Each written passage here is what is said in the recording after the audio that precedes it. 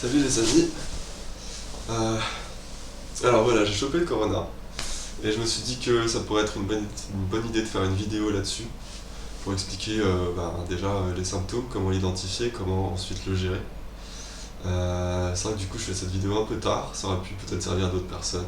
Après de toute façon, l'intérêt c'est de partager, le nombre on s'en fout. L'idée c'est surtout qu'avant je l'avais pas eu, donc j'avais vraiment pas de référence. Donc l'idée c'est que dans un premier temps, on sait réellement qu'on a le corona quand on a perdu totalement notre odorat et totalement notre goût. Progressivement, on perd totalement le goût en fait. Ou presque totalement en fait. Donc là, c'est là qu'on fait la différence avec une grippe. Et dans un second temps, on va dire que c'est surtout de l'inflammation qu'on va ressentir dans son corps quand on se concentre un petit peu à l'intérieur. On sent que ça brûle en fait tout le long, ça crée beaucoup de chaleur et ça se distingue un peu de la grippe, parce que la grippe c'est plutôt au niveau de la fièvre, on va plutôt avoir des frissons, on va plutôt avoir de la fièvre. Donc là c'est mon deuxième jour, j'ai perdu totalement l'odorat, presque totalement le goût. Le plus gênant en fait c'est surtout le fait que l'estomac est totalement retourné et que j'ai dû beaucoup me centrer, respirer, méditer pour ne pas avoir envie de vomir en fait. Donc ça c'est le truc un peu le plus dur, mais au final j'ai réussi à bien le gérer. Donc je vais vous donner 3 conseils. C'est des conseils de vie de manière générale. Et ça peut vous servir dans tous les cas de figure où vous avez un stress quelconque, que ce soit dû à une maladie ou dû à un environnement, des personnes, un changement dans votre vie, ce genre de choses. Donc la première chose, on va dire que je vais vous donner surtout quelques outils de vie. Donc je vais vous les lister comme ça. Le souffle, après je vais vous les définir. L'eau, la posture, et ensuite la méditation. Donc ça c'est 4 outils que vous pouvez utiliser tout le temps. Alors ce qu'il faut savoir déjà dans un premier temps, c'est que le souffle, c'est votre première forme de nourriture, d'énergie, qui permet à votre corps de fonctionner, qui permet à votre lucidité, votre esprit de fonctionner.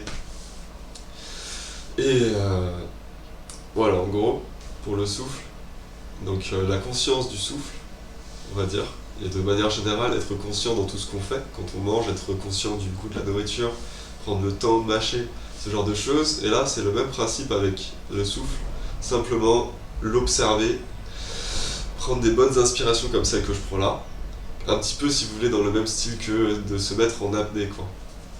Ça aide énormément, c'est ce qui fait que j'arrive à parler sans parler avec le nez. Je vais vraiment utiliser, rester à plat en fait.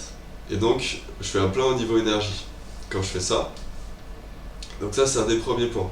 Ensuite, le deuxième point, c'est l'eau. L'eau, c'est la deuxième forme de nourriture la plus importante. Donc, l'idée, c'est d'avoir une bonne eau, donc si possible une autre source déjà. Et ensuite, je ne sais pas si certains connaissent le principe de dynamiser son eau. C'est ce qui permet, si vous voulez, de la débarrasser de beaucoup d'éléments qui sont plutôt au niveau électromagnétique, puisque l'eau a une mémoire électromagnétique, et le fait de la faire tourner, ça permet déjà d'une part d'augmenter son taux vibratoire, donc finalement son énergie, c'est la façon dont elle va vous nourrir, et d'autre part, ça va vous permettre de la débarrasser de beaucoup de mémoires qu'elle a eues qui sont indésirables, notamment si elle a été dans des environnements un peu pollués. Donc vortexer son eau, c'est très simple. Je vais pouvoir vous montrer Alors je vais vous montrer tout de suite.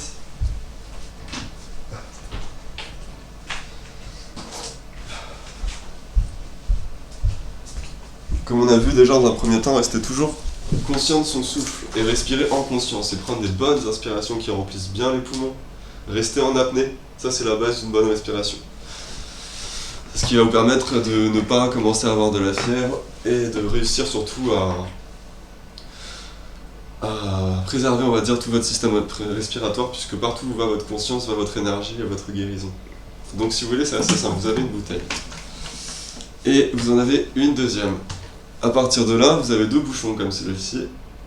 Vous prenez moi ce que j'ai pris c'est un ouvre-boîte, je l'ai posé comme ça sur une table, j'ai fait le tour avec l'ouvre-boîte et ça m'a permis progressivement de tracer un cercle. Donc ensuite j'ai fini au ciseau, avec un petit ciseau pour arrondir un peu au maximum les angles. Donc voilà, un petit trou au milieu. Simplement ensuite, ce que j'ai mis au milieu entre les deux bouchons, donc sur cette partie-là, c'est de la pâte à fixe. De la pâte à fixe que j'ai bien tassée pour qu'elle soit bien homogène en fait partout autour. Et ensuite que j'ai mis ici, donc la jointure des deux bouchons pareil, j'ai mis une bonne dose. Et ensuite j'ai terminé avec un ruban adhésif qu'on utilise pour les voitures qui sont extrêmement résistants et qui résistent aussi, qui sont aussi imperméables en bonne partie. Donc après j'ai fini avec encore un coup de scotch derrière pour être sûr que ça tienne. L'avantage des gros bouchons c'est déjà que d'une part vous faites beaucoup plus d'eau d'un coup et d'autre part que le bouchon est beaucoup plus résistant en fait. Parce que si vous prenez les petites bouteilles vous verrez que ça se met tout de suite à fuir et c'est un bordel. Avec ça c'est costaud. Vous pouvez vous inspirer de la méthode, donc c'est assez simple après. Vous avez une bouteille. Alors vraiment ça c'est un conseil, je vous recommande beaucoup de vous intéresser aux particularités qu'on a quand on vortexe son eau. Vous avez beaucoup, on appelle ça dynamiser son eau, je vous recommande vraiment de faire des recherches en net. Donc l'idée c'est qu'une fois que vous avez votre bouchon, vous serrez un peu, bien, en haut, en bas. Vous avez juste à ne pas remplir la bouteille à fond bien sûr, vous videz un peu d'eau, vous la mettez dans une autre bonbonne ou quoi. Et donc vous retournez ça, vous avez juste à tourner un peu comme ça, et vous voyez que ça fait naturellement un tourbillon, un vortex. Ce vortex, c'est ce qui va énergétiser votre eau. Elle gagne en magnétisme si vous voulez. Ça c'est vraiment passionnant si on va loin dans le sujet, puisqu'en physique quantique, ils commencent à découvrir les propriétés en fait des ondes de torsion. Donc simplement, voilà, vous savez aussi maintenant comment avoir une bonne eau, un bon souffle, donc vous avez les deux ingrédients déjà d'une bonne santé, d'une bonne résistance qui va vous permettre de faire durer la maladie plutôt 2 jours que 3. Alors simplement je voulais ajouter par rapport à l'eau, pensez bien que votre corps a besoin de 1 litre par jour, c'est un minimum en fait. Donc pensez à prendre, je sais pas, des grands verres, en prendre beaucoup toute la journée, que ce soit quand vous êtes malade ou pas d'ailleurs, c'est ce qui va vous permettre d'éliminer les toxines. L'eau c'est ce qui nous permet de nettoyer notre corps finalement. Donc pensez bien à ça, et si vous transpirez, à monter sur 1,5 litre. Ça sera pas trop. Voilà pour ça. Après simplement pour vous donner quelques souffles, on a vu un petit peu le souffle, pour vous donner un petit peu des exemples, il y a le fait de prendre un bon souffle comme ça de temps en temps et de rester en apnée. Et après, si jamais vous vous sentez mal par exemple, vous pouvez faire des souffles du style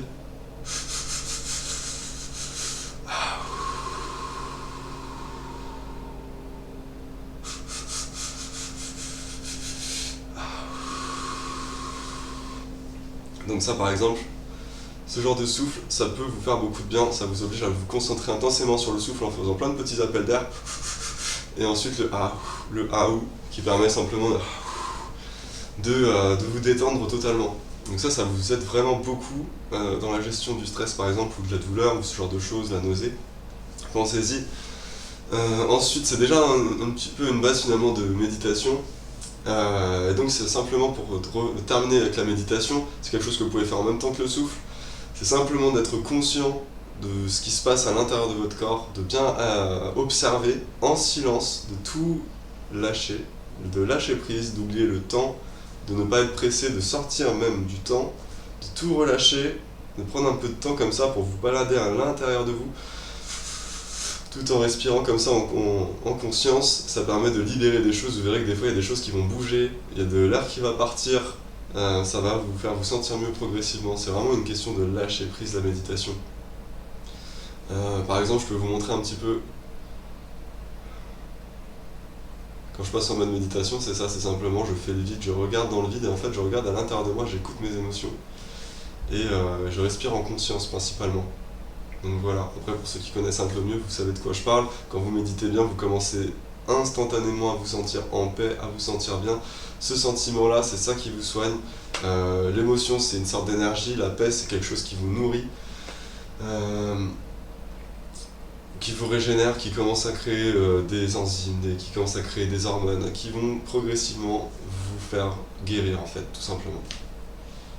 Voilà, pour ceux qui sont un petit peu dans la prière par exemple, vous pouvez aussi utiliser ça. Pour ceux qui sont plutôt dans la PNL, dans la suggestion, qui finalement ce qui rejoint ce qui est très similaire, de mettre des affirmations, je guéris, tous les jours un peu plus, je suis guéri au bout d'un moment, quand vous vous sentez bien, je suis guéri, ce genre de phrase, ou alors de demander, voilà, je sais pas, l'univers ou comment vous l'appelez, guéris-moi, fais que je sois guéri, merci de m'avoir guéri, même de le dire à l'avance, ce genre de choses, c'est travailler avec son subconscient aussi pour pouvoir guérir. Donc voilà, simplement pour revenir un petit peu, parce qu'on avait parlé de méditation, je voulais l'introduire un petit peu. Ensuite, bien sûr, ça je vous l'ai pas dit, mais se lever tôt, se lever à 6h ou 7h du matin, ça permet d'avoir une meilleure énergie, vous vous levez avec le soleil, c'est très important ça. Ça c'est vraiment un des éléments qu'on ne redoute pas, mais le fait de se réveiller tard, de trop dormir par exemple, ça va affaiblir votre corps énormément. Voilà. Donc notamment, il faut que votre corps soit actif. Moi ce que j'ai fait aujourd'hui par exemple, c'est un peu de sport.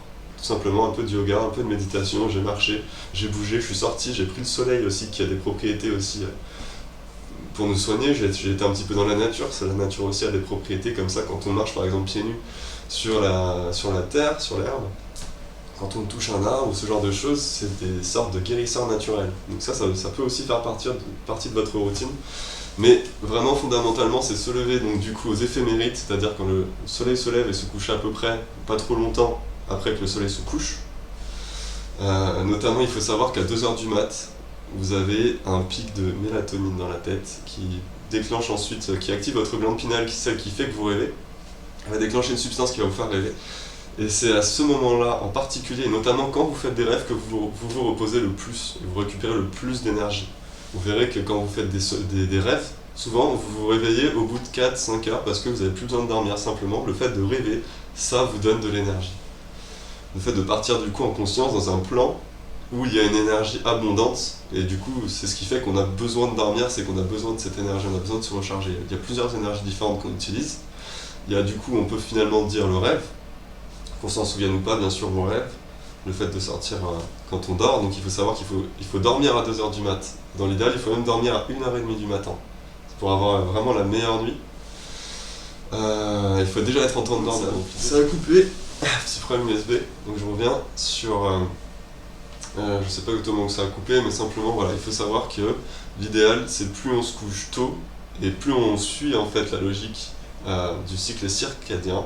Donc vous pouvez vous renseigner là-dessus. Notre corps a un rythme biologique à respecter pour avoir une plus grande énergie naturellement. En fait, on va travailler avec lui, on va avoir beaucoup plus d'énergie quand on va se réveiller à 7h du matin et qu'on va se coucher, on va dire, entre 23h et 1h max, quoi. Donc ça, c'est déjà une chose. Donc il y a le sommeil. Donc là, on a vu cette première forme de nourriture, donc indispensable, dont on a besoin tous les jours. Le souffle, la plus importante forme de nourriture. Donc comme on a vu, respirer en conscience, remplir l'intégralité, rester en apnée pour que l'air travaille. Donc pour rester énergétisé, il faut garder son souffle quelque part. De la même manière, ça nous permet de nous concentrer mieux, et donc finalement d'avoir une meilleure énergie. On peut voir si on a une plus grande concentration qu'on a une plus grande énergie. C'est très lié. Quand vous êtes malade, par exemple, vous allez avoir une moins bonne concentration. Donc la première forme d'énergie, qui est le souffle, comme on a pu voir, je vous ai donné quelques indices. Ensuite, la deuxième forme d'énergie, donc l'eau. Donc là, la prendre de source et la dynamiser. À la main, c'est très facile à faire. Par exemple, après, vous pouvez aussi prendre une machine qui va le faire pour vous. Donc le sommeil, on va plutôt le mettre dans cet ordre-là. Le souffle, l'eau, le sommeil. Ensuite, quand vous êtes malade, continuez malgré tout à manger. Essayez de cuisiner quelque chose que vous adorez. C'est super important de manger, ça va aussi contribuer à régénérer votre corps. Si vous ne mangez pas, vous affaiblissez aussi à un certain niveau. Donc mangez pas trop, mais mangez régulièrement à la limite. Si vous n'avez pas trop l'appétit, forcez-vous un petit peu de temps en temps, comme ça, quand vous faites quelque chose, vous regardez un film ou quoi, vous essayez de manger doucement, mais quand même de prendre une bonne quantité. Donc l'alimentation, bien sûr, l'idée c'est, quand vous êtes malade, de prendre quelque chose de plus facile à digérer possible, donc si c'est une soupe, ou si c'est par exemple des pâtes, puisque c'est facile à digérer, par exemple les pâtes, les spaghettis, toutes sortes de pâtes d'ailleurs. Une des nourritures les plus digestes, c'est ça. Après, bien sûr, si vous pouvez manger du jardin, c'est bien, mais faites cuire, faites bouillir. L'idée, c'est vraiment de cuire le truc pour déjà avancer la digestion pour qu'elle soit plus simple. Donc ça pour l'alimentation. Ensuite, la cinquième forme du coup d'énergie que vous pouvez récupérer, c'est simplement le fait de vous tenir droit. Non pas on appuie sur le bas de votre colonne qui est là, mais vraiment sur la pointe, si vous voulez, qui est derrière, au niveau de la nuque. Ici, vous avez un endroit où les os se rejoignent, ça fait une sorte de boule un peu. C'est entre les deux épaules, c'est juste derrière, à ce niveau-là, de mettre votre poids ici et d'aligner au maximum avec votre cou. Rien que ça, le fait d'être droit, ça va. Déjà, d'une part, ça ne va pas appuyer, compresser certains de vos organes et compliquer la digestion qui est, si vous voulez, le processus qui, avec la pensée, prend le plus d'énergie dans notre corps. Donc l'idée, c'est déjà de se tenir droit, ça va activer naturellement tout un flux d'énergie qui va déjà nous régénérer simplement d'être droit. C'est aussi pour ça que c'est la base de la méditation et du yoga. C'est ce que ça va vous permettre de faire mieux, notamment. Pour ceux qui ont des problèmes de dos, progressivement, en y allant à son rythme, on va remettre sa colonne vertébrale droite et ça va nous permettre de réactiver notre flux énergétique naturel. Mais la base, c'est de ne pas le faire seulement en méditation ou dans votre yoga, c'est de le faire en permanence. Donc se tenir droit, poser son poids sur sa colonne vertébrale. Quelle que soit votre posture, que vous soyez debout ou pas, contrôlez ça, votre poids. Vous devez vous appuyer sur votre colonne vertébrale à ce niveau, au niveau de la nuque. Vraiment droit. Même quand vous vous penchez, essayez de suivre ce mouvement. Quand vous prenez du poids, essayez de suivre ce mouvement. En permanence, pensez à ça. Vous verrez que quand vous le faites bien, quand vous vous mettez droit naturellement, déjà vous vous sentez mieux, vous ressentez un courant aussi d'énergie que vous pouvez sentir au niveau de vos pieds, au niveau de votre colonne vertébrale qui se met en route. Donc se tenir droit. Bien sûr, après, comme on pourra le voir, on peut aussi pratiquer du coup le yoga pour remettre progressivement notre colonne droite. Alors je vais pas trop parler parce que je vois que ma gorge est déjà enflammée, donc mon corps commence à me dire ok, parle pas trop, ça fait chauffer, donc je pense que je vais m'arrêter là. Donc pensez à ça, le souffle, l'eau, le sommeil, l'alimentation, donc le plus facile à digérer, le plus liquide possible quand vous êtes malade par exemple, ou alors le plus fluide possible, c'est le bon mot. Mettez un maximum d'épices, comme le poivre, le curcuma, qui sont des anti-inflammatoires. Quand vous êtes malade, vous créez une inflammation dans votre corps, ça peut endommager vos tissus, alors prenez un maximum d'anti-inflammatoires. Par exemple, enfin sans abuser bien sûr, mais prenez-en un petit peu, mais l'idée c'est d'épicer davantage son alimentation quand on est malade par exemple. Après vous avez pas mal de remèdes naturels, pensez au miel, pensez au propolis, pensez au miel, la gelée royale, ce genre de choses c'est très efficace aussi. Bien sûr après tout ce qui est tisane, boissons chaudes, ça c'est des choses qui vont vous faire du bien, qui vont bien vous régénérer. Si vous ne trouvez pas beaucoup d'appétit, pensez plutôt à tisane, miel, ça va vous permettre aussi d'avoir quelque chose de facile à digérer qui va vous donner beaucoup d'énergie. En plus le miel c'est un antiseptique naturel, donc ça va aussi vous débarrasser de beaucoup de toxines et de bactéries. Donc voilà pour l'alimentation. Ensuite se tenir droit, la posture c'est extrêmement important, et pensez à faire quand même une activité, donc que ce soit du yoga, que ce soit un petit peu de mise en forme. Il y a des bonnes applications par exemple sur le net pour travailler sa flexibilité, c'est super important. Par exemple le fait, tout ce qui va faire travailler votre flexibilité va faire travailler votre souplesse, donc aussi le fait d'être à l'aise dans votre corps, de laisser bien circuler l'énergie. Tout ce qui est étirement, c'est on va dire la base du yoga.